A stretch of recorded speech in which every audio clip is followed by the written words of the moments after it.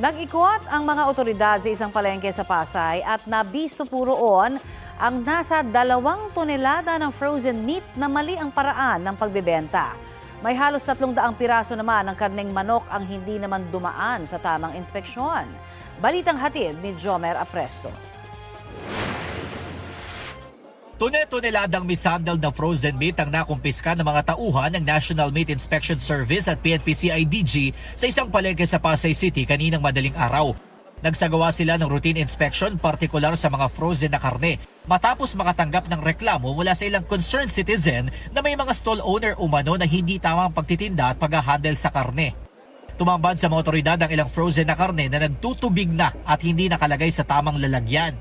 Makikita niyo po dito sa loob po ng palengke na karamihan po ng ating mga frozen meat ay nakadisplay po under ambient temperature. Yan po ay pinagbabawal doon po sa ating Administrative Order number 6 series of 2012. Ang stall owner na ito nasita ng NMIS dahil pinaghalo umano sa lalagyan ang frozen at mga fresh na karne. Tingnan mo naman yan, dumi-dumi. Ayon sa NMIS, dapat ay nasa chiller o ice bed ang mga ganitong karne at nasa tamang freezing temperature katulad ng mga nasa supermarket. Sa ganitong paraan kasi may iwasan ng kontaminasyon na posibleng magdulot ng sakit sa isang tao na kakain ito.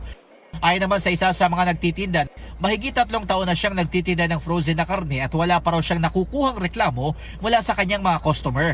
Sapat lang din daw ang mga kinukuha niyang frozen na karne para mapaubos kada araw. Handa rin naman daw siyang sumunod sa itinakda ng NMIS pero problema aniya ang chiller.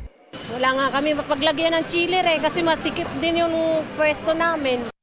Sabi ng NMIS, bukod sa 2 tonelada ng frozen meat, mayroon ding halos 300 hot meat na chicken ang kanilang nakumpiska. Ito yung mga karne ng manok na hindi dumaan sa inspeksyon ng NMIS kaya hindi raw masisiguro ang kaligtasan ng mga tao na kakain ito. Posibleng magmulta at makulong ang mga stall owners na mapatutunayang may paglabag. Kung administrative ang kanilang case, administrative charge, meron po sila for the first offense, 200,000 po ang penalty.